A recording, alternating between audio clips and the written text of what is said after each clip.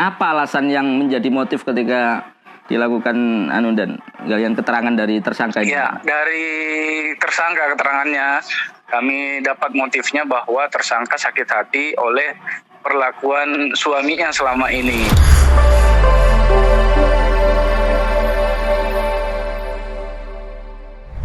Halo Dan. Ya, Mas. Iya, selamat pagi Dan. Ya, Mas. Ya, Dan mohon izin. Ini kan tadi kemarin kan sempat terbuka ada informasi yang dirilis juga kaitannya dengan yang di Nguling Dan. Itu seperti apa dan kronologinya Pak sehingga kemudian mengarah kepada istri Dan. Kebetulan saya lagi live Jandoman Dan. Sedikit aja Dan. Lah ini live. Ya. Live telepon langsung. Iya, Dan gimana Dan? Kemarin itu Iya. sudah diamankan Dan ya?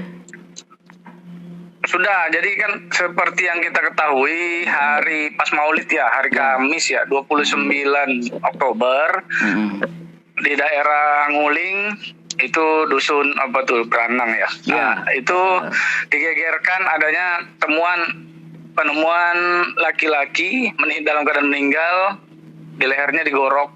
Nah, pada hari itu juga pengakuan dari istrinya dibantu keterangan dari Bu Le-nya bahwa yang bersangkutan mengalami sedikit gangguan jiwa sehingga bunuh diri. Nah, itu pengakuan pertama dari istrinya pada hari itu.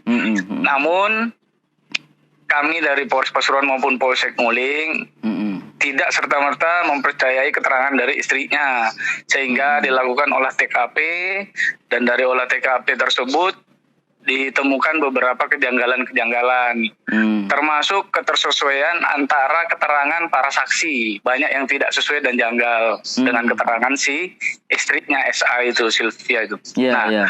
Dari keterangan yang janggal, bukti-bukti yang ada, kami konfrontir kembali ke tersangka, dan akhirnya tersangka menangis mengakui perbuatannya. Nah, itu sehari lebih ya, hampir 2 hari setelah itu baru dia mengakui. Sebelumnya memang diakui bunuh diri dan ya sama si istri itu ya, untuk menutupi istrinya, untuk menutupi perbuatannya. Apa alasan yang menjadi motif ketika dilakukan dan galian keterangan dari tersangka ini? Ya, dari tersangka keterangannya kami dapat motifnya bahwa tersangka sakit hati oleh perlakuan suaminya selama ini. Jadi suaminya sering kerap kali memukuli di tersangka, kemudian terakhir hari itu memaksa untuk mengambil uang tabungan dari istrinya sejumlah 500.000. Padahal uang tabungan tersebut rencananya akan diberikan kepada anaknya yang di Malang. Akhirnya pada dapat kesempatan itu ya. Iya, jadi pada saat itu uangnya diambil, dirampas di tabungan. Si istrinya berusaha mengambil kembali, namun tersangka korban menendang perutnya hingga jatuh. Dari setelah itulah sakit hati istrinya menumpuk, dan pada saat ke belakang ke dapur melihat pisau dapur, disitulah timbul niatnya untuk membunuh suaminya. Aksi yang dilakukan ini sendirian atau ada tersangka lain yang harus ada hasil pengembangan Dan? Sementara ini dari keterangan dan bukti-bukti yang ada, istrinya melakukan sendirian. Jadi pada saat suaminya tertidur lelap di musola itu, di TKP, di dalam rumah, nah istrinya langsung duduk di atasnya sambil memegang kepalanya dan menggorok lehernya. Informasi tambahan karena bobot istrinya juga wajar. Karena bobotnya memang istrinya besar, ya wajar untuk nimpa suaminya tidak bisa melawan dan langsung digorok dalam keadaan tidur lelap. Jauh ini sudah diamankan Dan ya. Dan gimana untuk sanksi dan sebagainya Dan kaitannya dijerat dengan pasal berapa gitu mungkin? Ya, istrinya dijerat dengan pasal 338 KUHP, yaitu dengan sengaja menghilangkan atau merampas nyawa orang lain dengan hukuman maksimal 12 tahun penjara. 15 tahun penjara, 15 tahun penjara. Ini katanya memang sempat menggunakan beberapa obat-obatan gitu dan sehingga apakah di saat yang sama juga seperti itu?